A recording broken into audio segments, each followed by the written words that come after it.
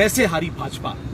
तो देखो बहुत सारे कारण है वहां पर। अभी यहाँ पर जो रामस्वरूप कोहली है, उनका जो बयान आया था 4-5 दिन पहले, जिस तरह का उन्होंने एक बहुत ही निकृष्ट जो उन्होंने कहा था लोगों के लिए कि वहां पर जो विधायक हैं, नौक्षम चौधरी जी को ले लीजिए, इसके अलावा कुंवर जगत सिंह जी के यहाँ से तो जीते हैं, हमारी विधानसभा नदवई है जहाँ के मुख्यमंत्री जी हैं, वहां से जीते हैं रामस्वरूप कोहली लोकसभा चुनाव में।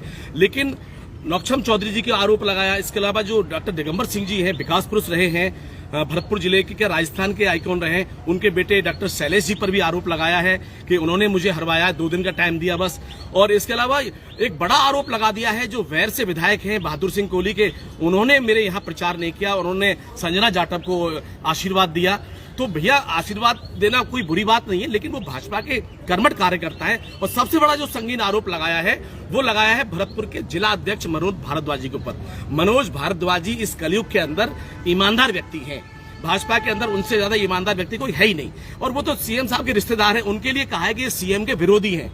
तो कितना गलत ये बोल रहे हैं ये प्रत्याशी जी। और इनके ऊपर जो आरोप है उनकी नहीं कह रहे हैं, इनके ऊपर जो आरोप है कबूतरबाजी के, इन्होंने कबूतरबाजी की है। अपने जब सांसद रहे थे उस समय इनके घर पर रेड पड़ी थी और ये लोग विदेशों में जो लोगों को, महिलाओं को ले जाते थे और इनके ऊपर, इनके यहाँ पर जो दुर्दांत लोग मिले थे, इनके घर पर भी धरपकड़ हुई थी। तो कबूतरबाजी में जो आदमी फंस चुका है, एक तो भाजपा की, मैं तो ये कहना चाहता हूँ केंद्रीय कमेटी या प्रदेश कमेटी कौन जिम्मेदार है जो इसको टिकट दिया? इस आदमी का शुरू से विरोध था।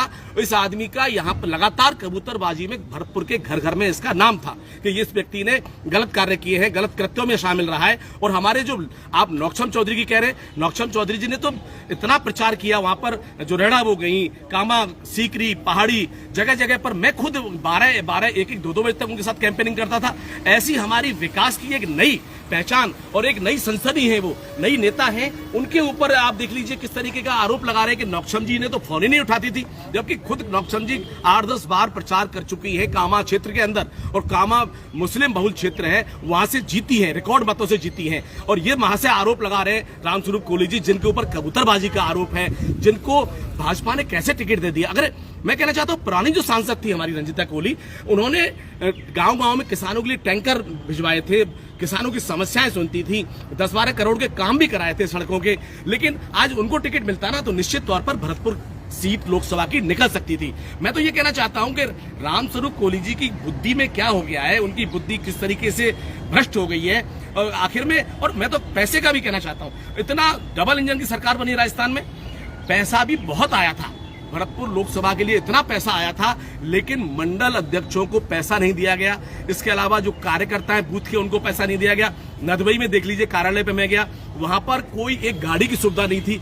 गाड़ी कैसे कार्यकर्ता काम करेगा? हम जैसे लोग हैं, ये कुर्ता पाजामा पहन के घूमते हैं और भाजपा का दिन रात प्रचार करते हैं, लाखों करोड़ों लोग हमें देखते हैं, कैसे प्रचार करेगा कोई बताइए आप? पैसा गया जेब में, पैसा जनता के लिए खर्च नहीं हुआ, पैसा गया जेब में। ये मेरे पास पुख्ता सबूत है इस बात के पुख्ता सबूत है कि उसमें करोड़ों रुपए पहुंचे थे। और हर पार्टी, बीजेपी चाहे कांग्रेस हो, अपने उम्मीदवार को जिताने के लिए भरपूर कोशिश करती है। और साधन संसाधन जुटाने के लिए योगी जी की रैली हुई, इधर मुख्यमंत्री साहब के, आप तो मैं सीएम साहब को कहना चाहता हूं, सीएम साहब ने भरतपुर में रोड शो किया था, 3 घंटे का रोड शो इस कड़कड़ाती धूप के अंदर किया था। इसके अलावा सीएम साहब आपके कुम्हेर में एक बड़ी जनसभा को उन्होंने संबोधित किया, रूपास कस्बे में गए, भरतपुर में स्पेशली उन्होंने लक्ष्मी विलास काका जी की होटल है, दीपराज जी की होटल है, वहां पर उन्होंने जाटों की, क्योंकि जाट बहुल क्षेत्र है भरतपुर और वहां पर जाट बहुसंख्यक आबादी में रहते हैं, किसान लोग हैं हम लोग, वहां पर जाटों की मीटिंग बुलाकर के सीएम साहब ने कहा, सब जाटों ने एक स्वर में कहा था कि हाथ उठा करके कि हम मुख्यमंत्री जी आपके साथ हैं। लेकिन यहां पर एक अदना सा आदमी, बताइए आप, मतलब जिसको बोलना तक नहीं आता, और वो यहाँ पर मीडिया में कह रहा है कि मुझे तो विधायकों ने हरा दिया।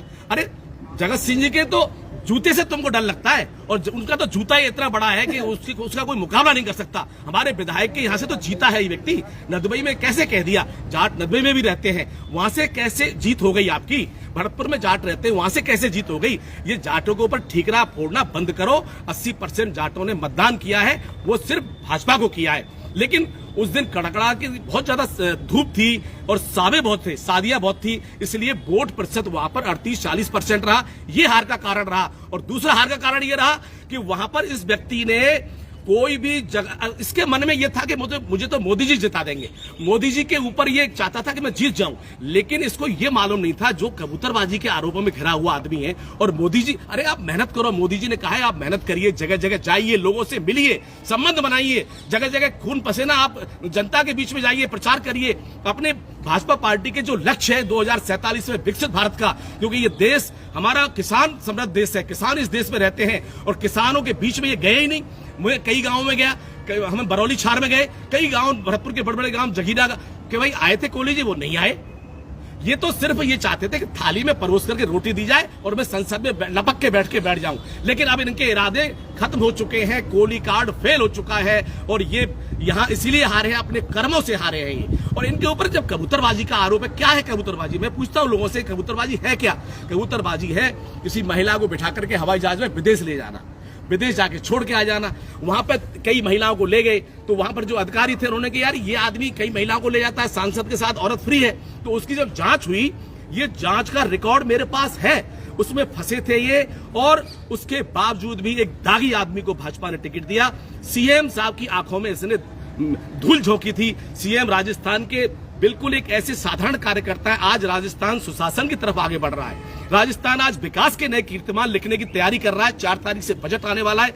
मैं इसी जगह पर, यही जगह थी जिस दिन सीएम बनने वाले थे, एक दिन पहले मुख्यमंत्री साहब की मेरी वार्ता हुई थी और मैंने इनसे कहा था कि निश्चित तौर पर आपको बड़ा पद मिलेगा। और हमारे भरतपुर क्षेत्र में भी प्रचार करते थे। यहाँ पर दूसरे दिन ही पिछली पंक्ति में खड़ा हुआ व्यक्ति राजस्थान का मुख्यमंत्री बन जाता है। इससे बड़ी सौभाग्य की क्या बात है? भरतपुर वालों ने पूरा साथ दिया। इसने ये जो विधायक के चुनाव में भी हार गया क्योंकि कबूतरबाजी का आरोप था, उसके बाद भी फिर इसको टिकट दे दिया। कैसा कैसा आदमी, विधायक जो हमारे हैं, जिनको जनता ने चुना है, हम लोगों ने वोट दिया है, वहां पर हम लोगों ने संघर्ष किया है और पूरा जो है महीने भर मेहनत की। मैं तो महीने भर तक इनके साथ था।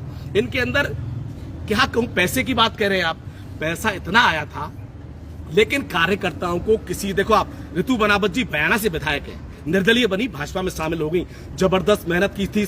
उस लेडीज ने रुदावल कस्बे में शेरनी की तरह दौड़ लगाई और चारों तरफ पूरी जगह उन्होंने जो है रोड शो किया हजारों लोगों के साथ। इसके अलावा आप देख लीजिए बंसीवाल भी हमारे साथ थे, नगर के विधायक जवाहर सिंह बेड़म भी साथ थे। अरे बेड़म साहब के इलाके से हारे हुई है 16,000 से, बताओ। नौक्षम चौधरी तो बिल्कुल एक वहां रहती है जिसको मेवात कहते हैं, उसमें से हार तो लाजमी है क्योंकि वहां तो मुस्लिम वोट ज्यादा है, हिंदू वोट कम है।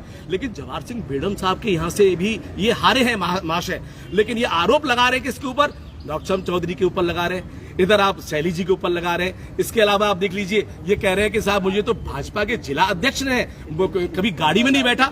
जिला अध्यक्ष जी का मेरे पास फोन आया कि मैं उनको फोन कर रहा हूं, रामस्वरूप कोहली को, मैं समझाना चाहता हूं उनको, मोदी जी की, योगी जी की रैली में कौन बगल में था? भरतपुर के जिला अध्यक्ष थे। और आप देखिए मुख्यमंत्री की रैली में कौन था? वहां पर जिला अध्यक्ष थे। जिला अध्यक्ष मनोज भारद्वाज पाक साफ व्यक्ति है, उन जैसे देवता आदमी के ऊपर ये व्यक्ति आरोप लगा रहा है। ये व्यक्ति टिकट दे, ये तो इसको तो भाजपा से निष्कासित करना चाहिए, इसको तो भाजपा में बिल्कुल एंट्री बंद करनी चाहिए, क्योंकि इस व्यक्ति का अगर नार्को टेस्ट कराएंगे ना तो ये व्यक्ति जेल जाएगा, निश्चित तौर पर जेल जाएगा। मैं आज दावा कर रहा हूं, मुकेश फौजदार राजघराना भरतपुर से दावा कर रहा है, इस बीजेपी के कार्यालय के अंदर इसने जो विधायकों का अपमान किया है और हमारे जिला अध्यक्ष का अपमान किया है, इस कबूतरबाज को निश्चित तौर पर हम लोग आने वाले समय में कड़ी सजा देंगे। क्योंकि इस आदमी ने भरतपुर, जहां मुख्यमंत्री का गृह नगर है, उस जगह पर सवाल उठाए हैं। बताइए, किसी भी राजस्थान के विधायक ने, किसी एमपी ने कुछ नहीं कहा। सब लोग, हार हुई है, हार स्वीकार करती है, लोकतंत्र का ये त्योहार है, ये मनाया जाता है, जनता वोट डालती है। हमारी ताकत से विधायक बनते हैं, हमारी ताकत से एमपी बनते हैं। लेकिन इसने कहा कि मुझे तो इन लोगों ने हरा दिया। अरे एमएलए एमपीओ ने मेहनत की, सभी एमएलए मेहनत कर रहे थे, और तुम क्या गुलछर्रे उड़ा रहे थे? तुम शाम को 8 बजे अपने कमरे में घुस जाते थे, लोगों से तुम संपर्क नहीं रखते थे। आम आदमी से जब तक कोई व्यक्ति नहीं मिलेगा तो कैसे वो यहाँ राजस्थान में चुनाव जीत सकता है? आप देखिए, रिकॉर्ड मतों से यहाँ मंजू शर्मा जीती है जयपुर से, इसी जमीन पर। ये जमीन जयपुर की जमीन है, यहाँ पर उनके प्रति सहानुभूति थी और इनके प्रति जो लहर थी वो विपरीत थी, और जाटों ने 80% वोट निश्चित तौर पर बीजेपी पार्टी को दिया है। दूसरी बात मैं कहना चाहता हूं, इन्होंने आरोप लगाया कि हमको तो वोट नहीं दिए, हमको तो इन लोग रोना रो रहे हैं ये लोग। अरे भाई, अगर तुमको संसद जाने के लिए रास्ता नहीं खुला, तुम मुख्यमंत्री को दोष क्यों नहीं दे रहे हो? तुम जवाहर सिंह बेड़म जी को क्यों नहीं दोष दे रहे हो? है, उनकी आंखों में तुमने धूल झोंकी और इतना पैसा आया। अभी मैं पैसे के बारे में खोल दूंगा तो अभी तुम्हारी पैंट गीली हो जाएगी, क्योंकि मुझे पता है एक एक चप्पे चप्पे पर मैं तुम्हारे साथ रहा हूं। तुमने क्या क्या किया है, क्या क्या नहीं किया है, उसका सब रिकॉर्ड मेरे पास है और पूरा सबूत मेरे पास है। जिस दिन समय आएगा मैं रामस्वरूप कोहली तुम्हें वो सबूत भी दिखाऊंगा। डरने वाला आदमी नहीं हूं मैं, आप क्योंकि सच कहना इस देश की आदत रही है। ये साधु संतों का देश है, ये देश राम का है। ये बीजेपी के राज में आप देख लीजिए 5 साल की गुलामी के बाद ये राम मंदिर तैयार हुआ। और यूपी की कहते हैं यूपी में योगी बाबा नहीं हारा, वहां तो बसपा के जो वोट थे वो परिवर्तित हो गए सपा के साथ, कांग्रेस के साथ मिलकर के। ये जो देशद्रोही पार्टियां हैं आपस में इकट्ठा हो गई और इन्होंने जीत हासिल की है, लेकिन अगले चुनाव में सफाया हो जाएगा इनका। और राजस्थान की कहूं, कोई यहां पर घबराने की बात नहीं है, भाजपा मजबूत है। पूरे राजस्थान में फिर से यहां पर भाजपा का डंका फहरेगा और अगली बार, आपकी बार 115 आए हैं, अगली बार 150 सीटें आएंगी। एक मंत्री जी ने कहा था मुझे, कल कहा था कि भाई अब बड़ी घबराहट है कि हम 11 आदमी यहाँ कांग्रेस के आए हैं। मैंने कहा घबराइए नहीं, ये भूल चूक हो गई है, तुक्का लग गया है। निश्चित तौर पर अगली बार मोदी सरकार भी चौथी बार बनेगी और राजस्थान में भी दूसरी बार भजनलाल शर्मा मुख्यमंत्री बनेंगे। लेकिन मैं इन कबूतरबाजों को कहना चाहता हूं जो हमारे इन विधायकों पर आरोप लगाते हैं, आप बाज आइए, नहीं तो हम भरतपुर में आपके खिलाफ आंदोलन करके हमारे सबको बताइए।